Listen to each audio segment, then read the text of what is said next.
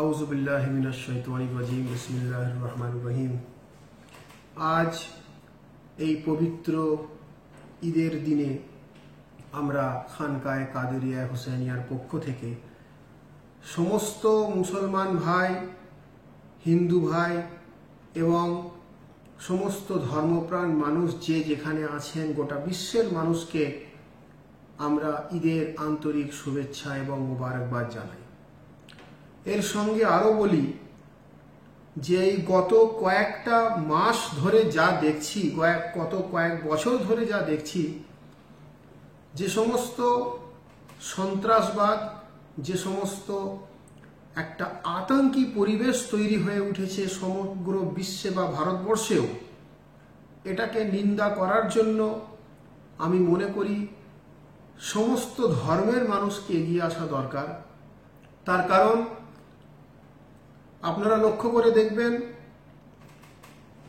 যে সমস্ত উগ্রপন্থীগুলো, যারা টেররিস্ট,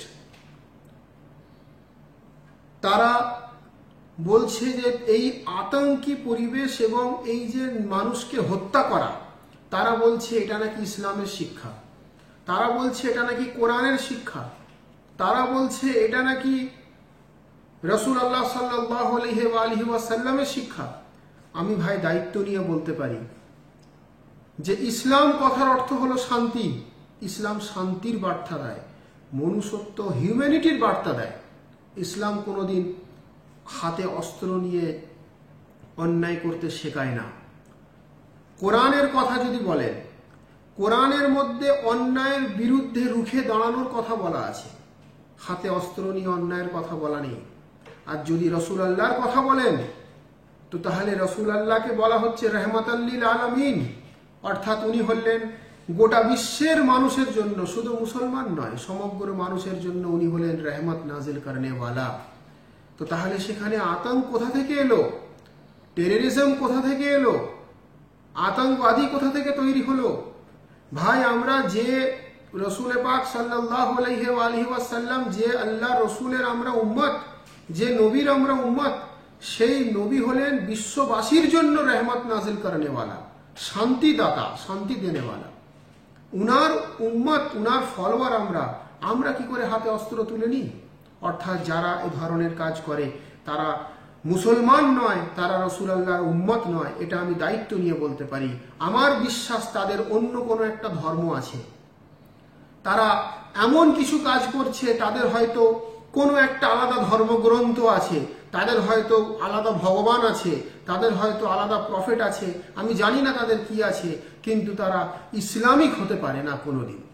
এবং আরো বলি, শুধু ইসলাম নয়, যতটুকু আমি গীতা সম্বন্ধে রিসার্চ করেছি, যতটুকু আমি বাইবেল সম্বন্ধে রিসার্চ করেছি, আমি জানি যে বাইবেল বা গীতার মধ্যে এই কথা বলা নেই যে অন্যায় করো এবং অন্যায় এর পাশে থাকো, বা তলোয়ার নিয়ে নিরীহ মানুষদেরকে হত্যা করো, মানব বোমা নিয়ে মসজিদ বা গির্জা বা মন্দিরের মধ্যে ঢুকে যাও, এ কথা গীতা বা বাইবেলের মধ্যে বলা নেই, যতটুকু আমি রিসার্চ করেছি। অর্থাৎ তাহলে এরা কি ধরনের মুসলমান? এরা হলো মুসলমানের কলঙ্ক। এরা কি ধরনের ইসলামিক? এরা হলো ইসলামের কলঙ্ক। এরা হচ্ছে ইসলামের শত্রু, মুসলমানের শত্রু, বিশ্ববাসীর শত্রু, মানবতার শত্রু। এই ধরনের মানুষকে সহ্য করা যাবে না। আমরা এই প্রতিষ্ঠানের পক্ষ থেকে আমরা আহ্বান করছি, জাতি, ধর্ম, বর্ণ নির্বিশেষে আপনারা আসুন, আমরা সকলে মিলে এগিয়ে যাই। এগিয়ে গিয়ে আমরা এই আতঙ্কবাদ এবং আতঙ্কবাদীদের খেলাফ আমরা আওয়াজ তুলি, যাতে করে এই আতঙ্কি পরিবেশ থেকে যেন আমাদের দেশ এবং গোটা বিশ্ব যেন মুক্ত থাকতে পারে। এর জন্য আমাদের প্রত্যেককে যে যার নিজ নিজ সরকারের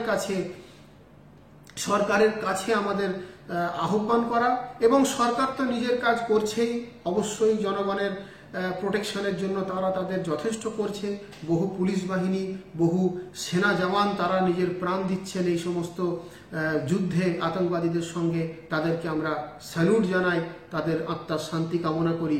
এবং আমাদের নাগরিক হিসাবে আমাদেরও একটা কর্তব্য সরকারের পাশে দাঁড়ানো, যাতে করে আমরা এই ধরনের আতঙ্কি পরিবেশ এবং আতঙ্কবাদীদেরকে যেন নিস্ত নাবুদ করে দেওয়া যায়, যেন ধ্বংস করে দেওয়া যায়। এ বলেই আমাদের প্রতিষ্ঠানের পক্ষ থেকে সকলকে আবার পুনরায় ঈদের শুভেচ্ছা জানাই। জাতি ধর্ম বর্ণ নির্বিশেষে সমস্ত মানুষকে আমার আন্তরিক ভালোবাসা জানিয়ে আমার বক্তব্য শেষ করছি।